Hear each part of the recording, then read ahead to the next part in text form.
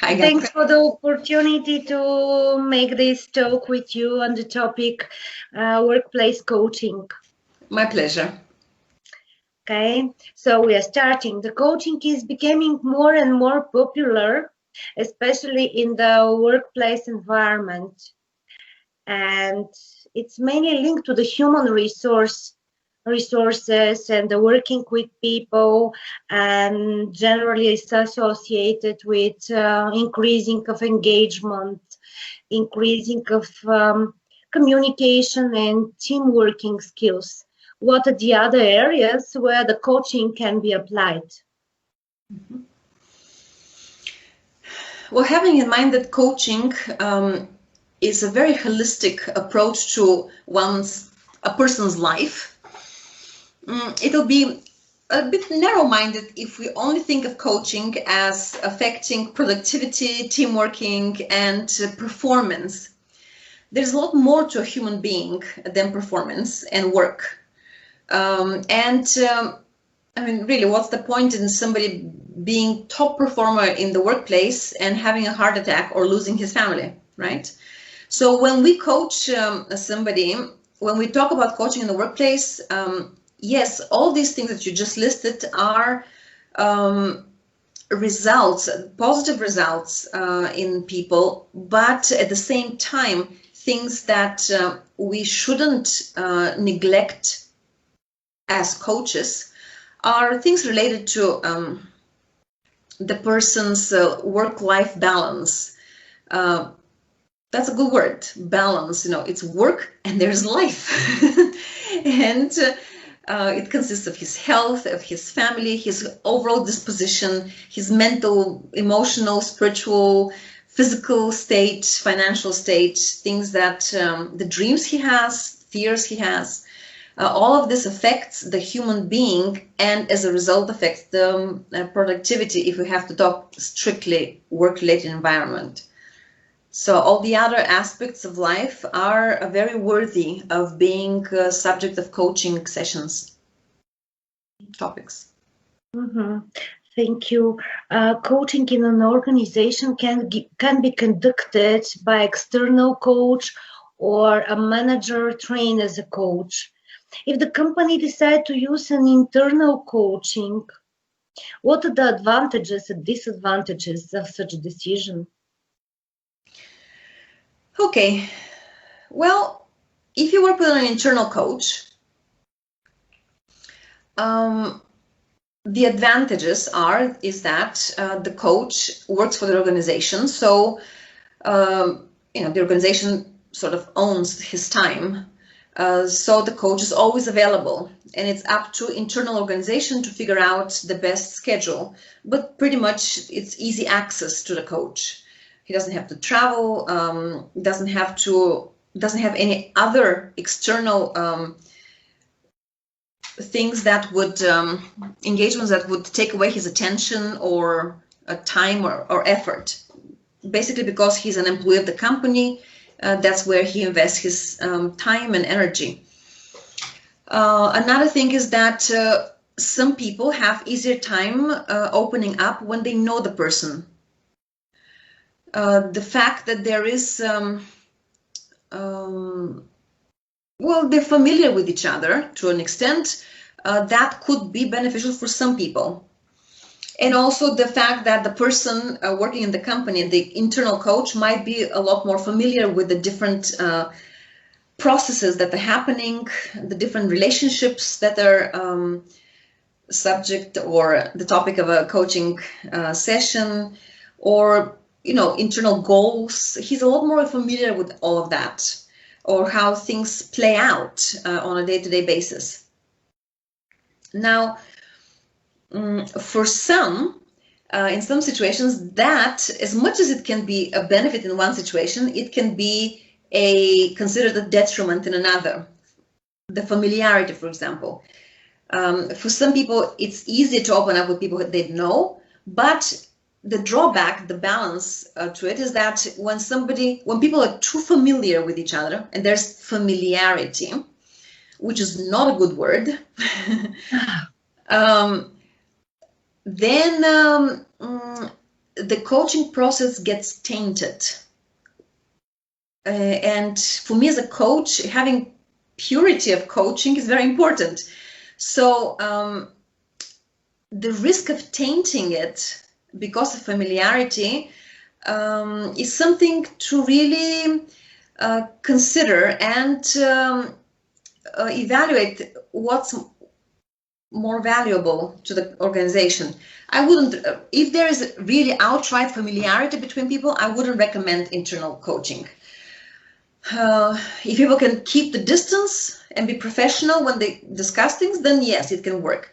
But if there's any risk of familiarity, then that would just taint the process. It will not be beneficial for anybody.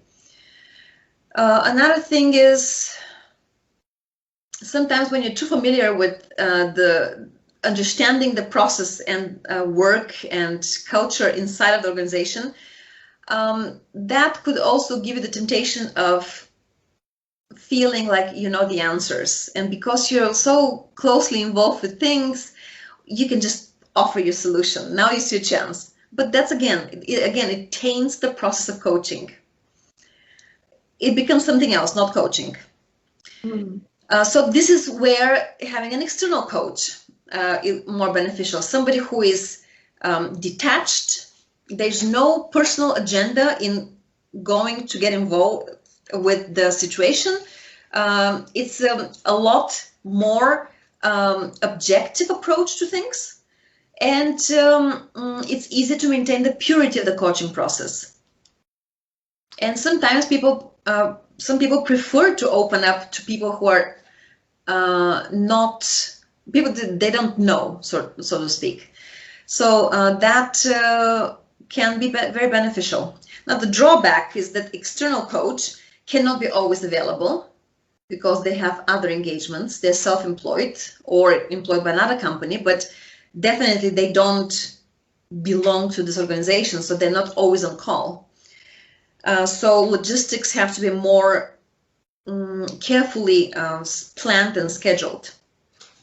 Also, they are more expensive for the company. What the company would pay for coaching one of their managers for the year would be more or less the equivalent of what they would pay to train one of their coaches. So when they hire a coach for 7 of their managers, that's the equivalent of 7 coaching courses. They can train for 7 times less money, one coach, and have them trained.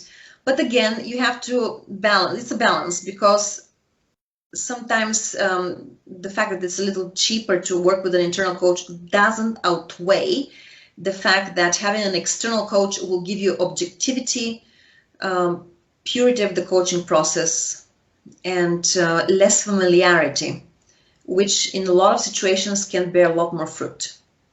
So I guess the organization has to judge. Perhaps there's place for both. If you ask me, it's good to have some people that are internally trained, and it's good to balance it out with occasional external coaches as well. What might be the risk for the organization in hiring external coach? For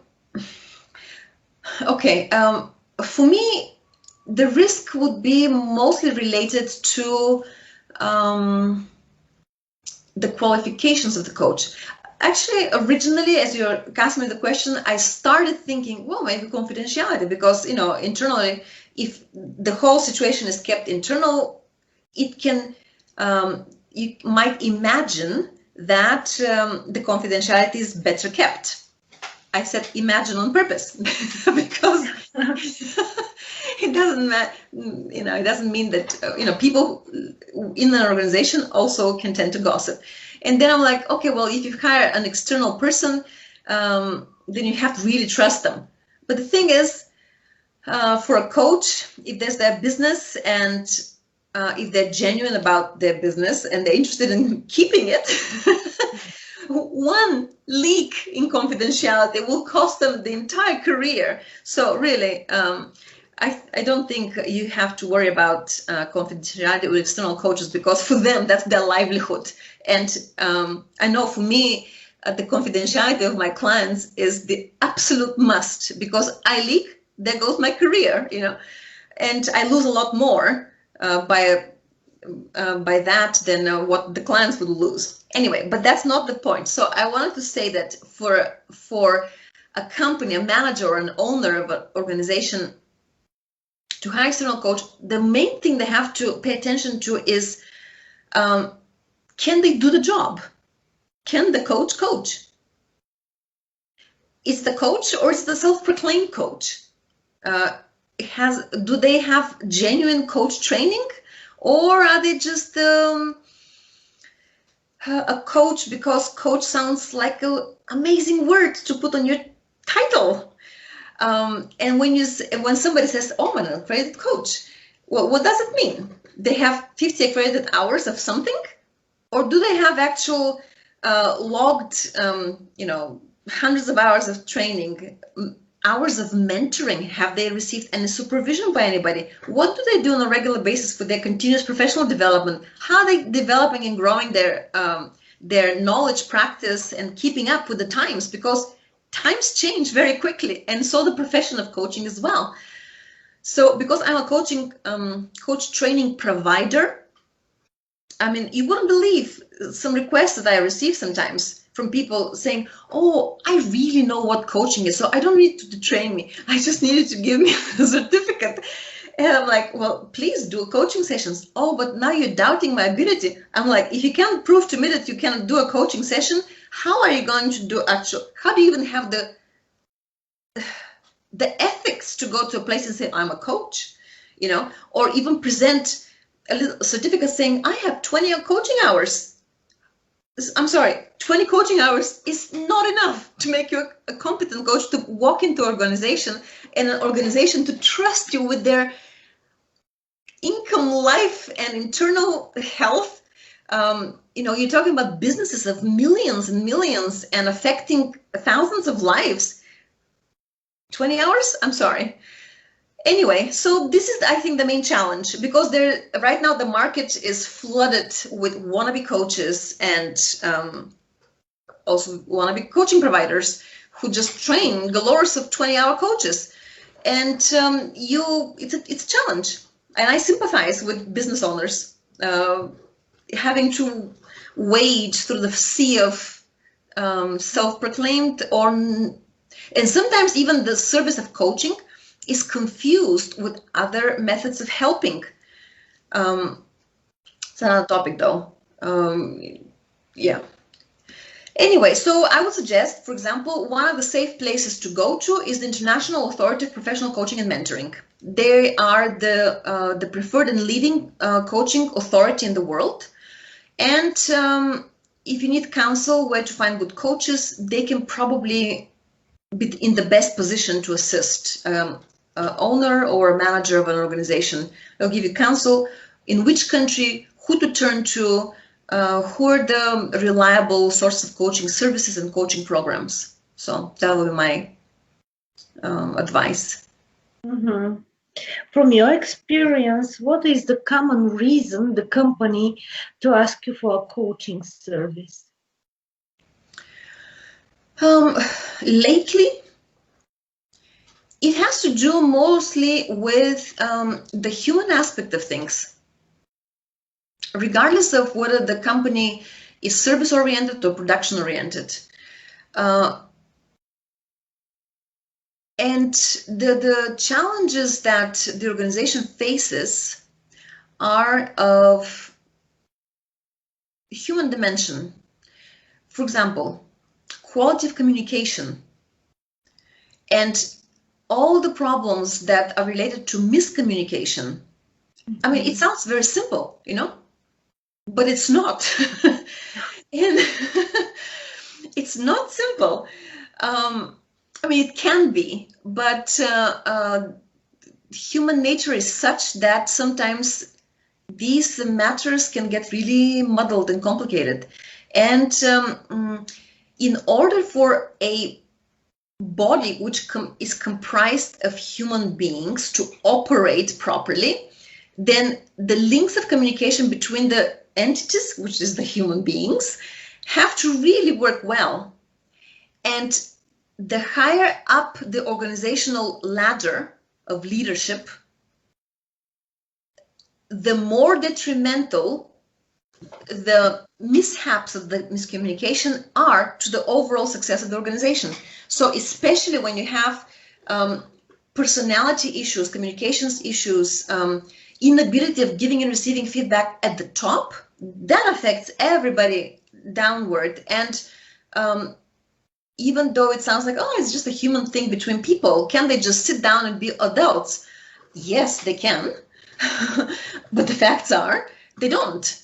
And so the operation suffers, and that's very sad because people's jobs are threatened, clients are threatened, production suffers, everything.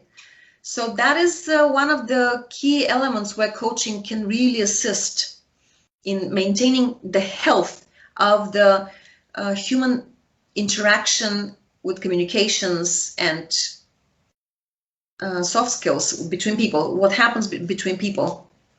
Mm-hmm. And in other perspective, for me personally, the good leader and the good coach share common skills, especially related to creating rapport or good communication skills.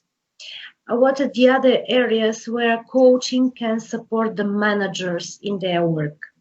Mm-hmm. All right. Well, the job of a manager and the job of a leader is a complex one. Some has to do with managing logistics. So yes, coaching can help you sort of clarify things and plans and schedules. However, leadership and management also deals with people again. Mm-hmm. Yes, people, managers might be involved in putting out fires related to the production line, but it mostly is related to putting out fires related to communication, like I said earlier, whether between colleagues or between employees and clients, authorities, whatever it is. Mm-hmm. And also, sometimes there's just a lack of personnel, which sometimes managers and leaders compensate by taking on jobs and responsibilities they're not meant to do. So that is a problem.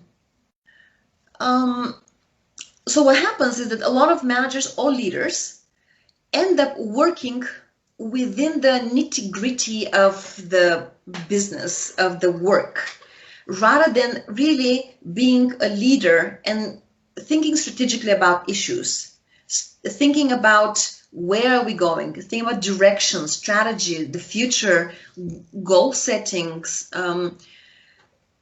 Instead of working on the business as leaders, they end up working within the business and they get lost. Their vision gets muddled.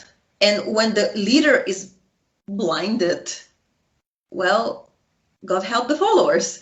The leader has to know where he's going in order for the followers to have the confidence to follow. And there's some peace that happens when followers can have a confidence that the leader actually has a vision and understands the way ahead. But the reality is that the day-to-day life in the organization hinders leaders from doing that. And so this is where coaching comes in. Coaching provides this magical space where the leader can pull out from the busyness of the day and go into the, I don't know if you want to call it the inner sanctum, and be quiet and sort of give themselves a moment to think, evaluate, pull back, take a breath, and then start strategizing, evaluating, planning, envisioning, even getting themselves inspired A leader is a leader because he's inspired about going in a direction. If you're tired and muddled, how would you inspire anybody to follow?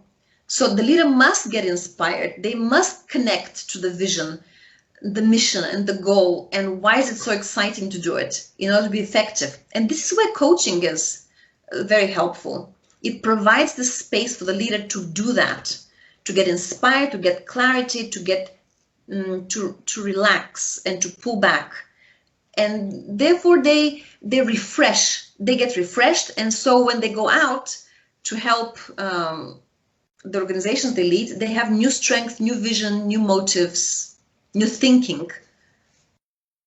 Yeah, it's really magical what happens actually in coaching. It's a sometimes you think, oh, what can happen in 1 hour? A lot can happen in 1 hour. A lot can happen. Whole complete metanoia can happen in a person, and they can have a total new approach and take on life and approach to work challenges and everything. And imagine if one person in key position can change, what that happens with everything else that they touch and affect. And in relation to the coaching at work, in most of the cases, it's described as a coaching process between the direct manager and the direct report. In case if the direct manager and the report has a different goals, how correctly is this process to be called coaching? A very good question. Very good question. How correctly is it to be called coaching? Honestly, I don't know if every time a manager talks to one of his employees, I don't think every time it's called coaching. And I mean, even if it's called coaching, I'm not sure if actually coaching happens. Sometimes a manager just needs to manage people. He has to get involved there and do his job of a manager. Come on, you cannot be doing coaching when actually what you should be doing is managing. You can't run away from one job and you don't want to do it. It doesn't feel always very nice. So I'm just going to put a different title on it and see what happens. Just changing the title doesn't change what you're doing. Sometimes a manager has to be a manager, man up, face challenges, and sit down and talk to people. Hopefully, they will have learned how to. Well, they may have to have their own personal coach to polish their ability to give proper feedback, and also to allow their employees to give them also proper feedback and to accept it. But sometimes there's just pure need for management. Now, there's coaching but when you have coaching, the goals wouldn't be conflicting. The issue of conflicting goals wouldn't even exist, because the pure process of coaching aligns the goal of the coaching with the goals of the individual. Which is why earlier I said, the benefits of internal and external coaching, and how it can get muddled and not completely pure. Well, if you want to keep it pure coaching, then goals cannot be conflicting, because coaching is about the person, and the person who is doing the coaching, who is playing the role of the coach, their goal is to understand the world through the eyes of the person they're coaching. If they don't understand the world from the perspective of the person, they're not doing coaching. They're not listening as a coach, and they will not be asking questions as a coach. And they'll be probably very directional, and will be giving suggestions and giving counsel and giving solutions, which is not the foundational principles of coaching. There's consulting, there's mentoring, there is management, but coaching is non-directional, and it's within the goals of the coachee. So yeah, to summarize, you don't have to call everything you do coaching. You can just have a conversation, and you can do management as well. You can also do mentoring, and you can do consulting, and you can do training. I read just today, I read a website of a company that offers training and coaching. So I was like, oh, like, look at this. It's a big organization. So I was curious, like, what types of coaching they offer and everything. And lo and behold, on this big organization, I won't say the name, and says, oh, we offer training and we offer coaching. And for those of you who don't know what coaching is training one-on-one. And I'm like, seriously? What kind of coaching are you doing? Because there is no such coaching in my book.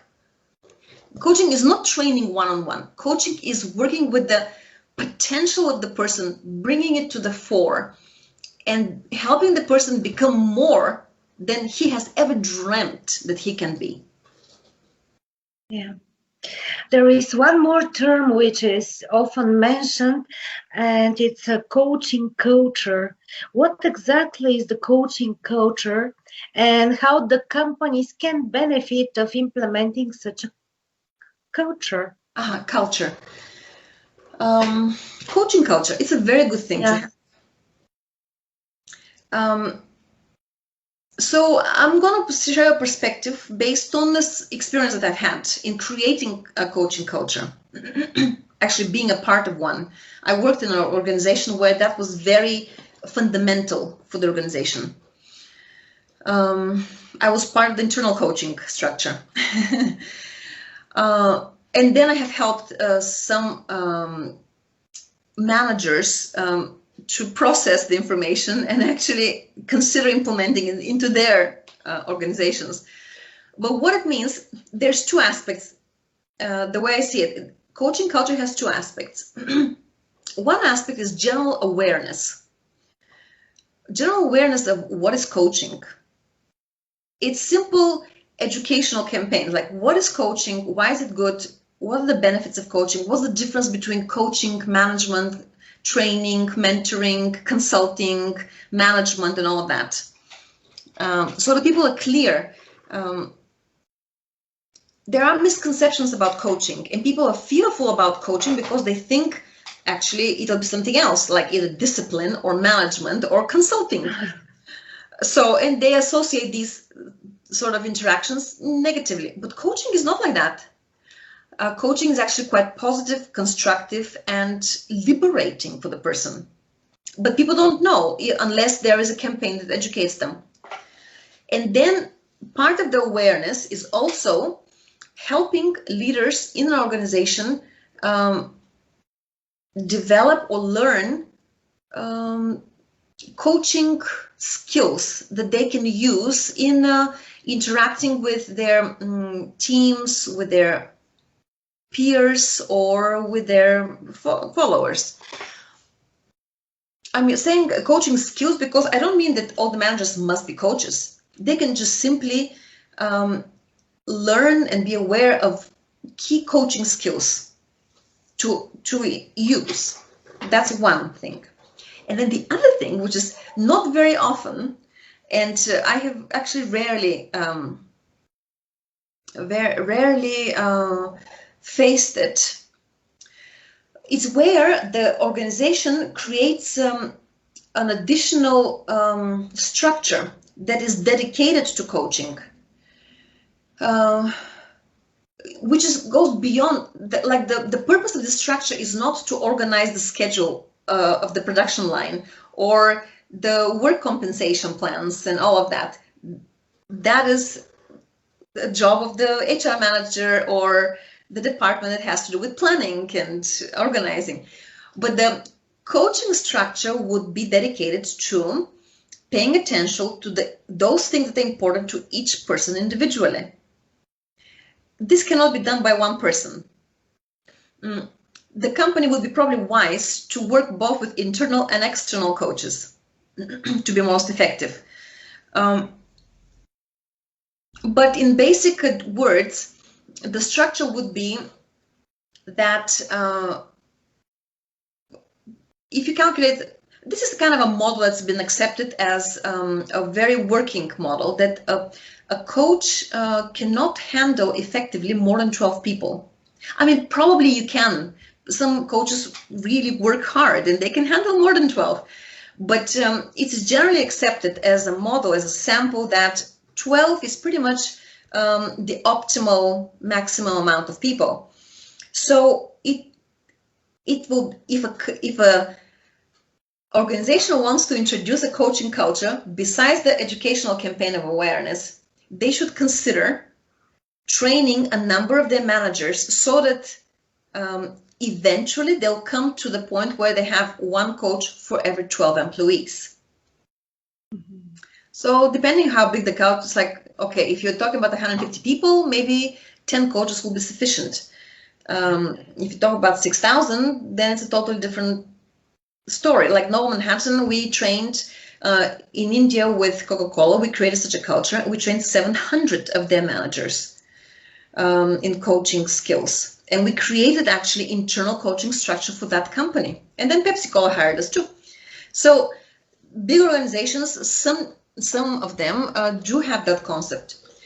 And then one coach for 12 employees is great, but then the coaches between themselves need to have a check and balance or supervision structure as well, that where they can digest some of the issues that they are facing in working with these 12 people.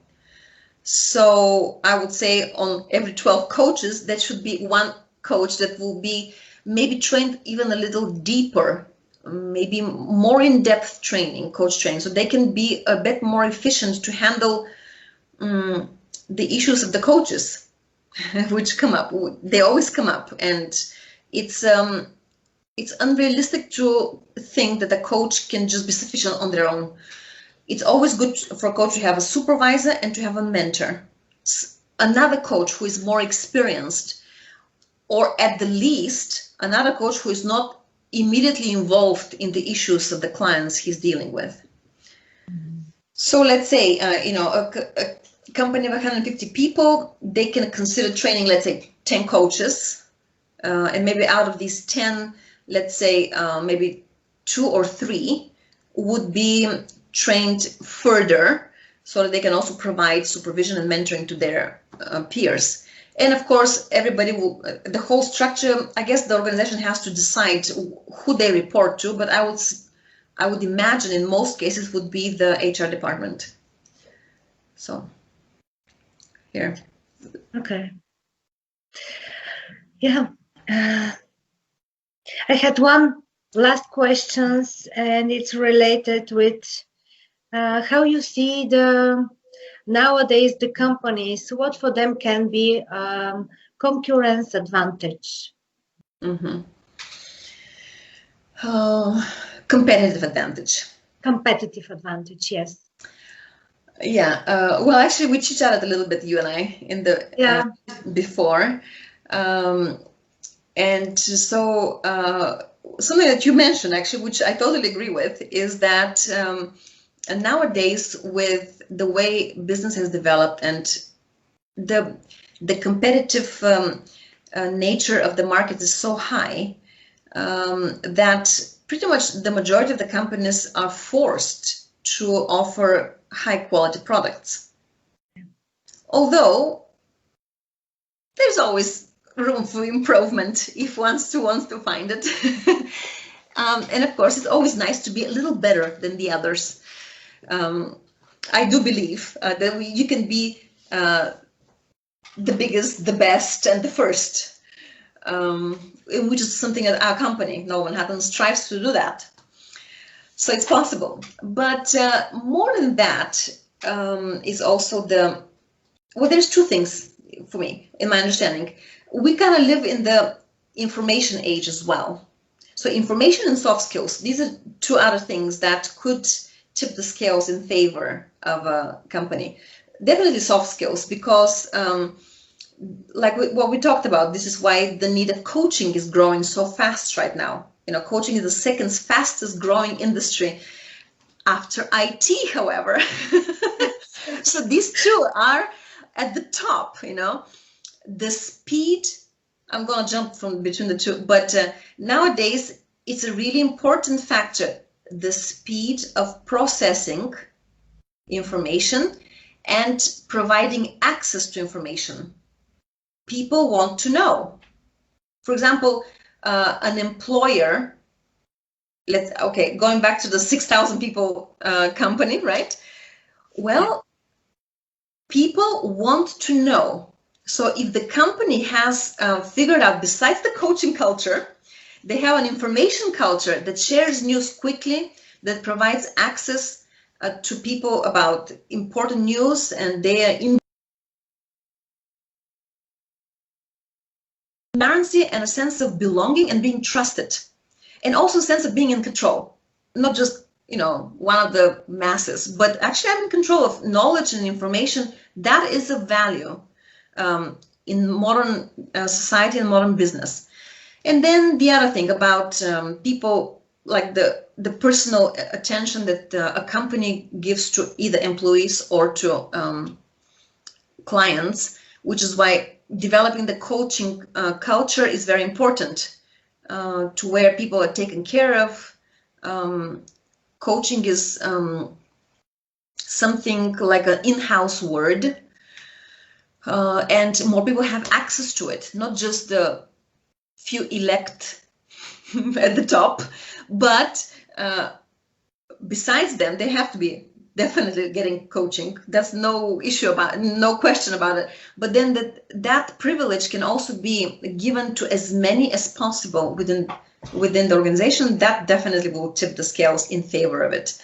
So basically, coaching culture and information access and transparency, speed and transparency of information, and coaching. These are two very key things. Thank you very much. I'm so glad to have this talk with you. And once again, thank you, Katrin. Thank you, Ganka, for the opportunity. It's been a pleasure. Good luck. Thank you. Bye-bye. Bye.